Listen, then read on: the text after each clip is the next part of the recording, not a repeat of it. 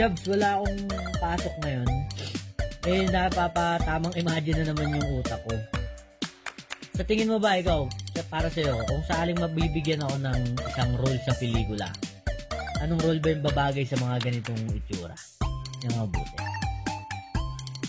Tingin ko, pwede dyan yung mga ginaganapan ni Dick Israel sa Adjan Regalo, yung mga tipong nanghahabol ng mga yung mga babae, hinahabol, tapos nagkakawasa ka na ng damit kakahabol, pinanggigigilan masyado, yung mga tipong, Kim na, huwag mo na akong pahirapan pa, hindi ka dito, yung mga ganon, di ba?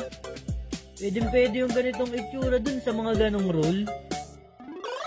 Subukan kaya natin yun. Sino ay pwede kong makapractice sa mga ganong eksena dyan? Talaga, baka ba, huwag mo na akong pahirapan. Ano ba yan? Pinag-iinit mo ko eh. Hindi ka na dito. Mga ganon, no? Pwede yung mga ganitong itsura dun sa ayong tibay ng mukha nito. Pwede sa mga sa mga sampalang makatotohanan. Yan lang.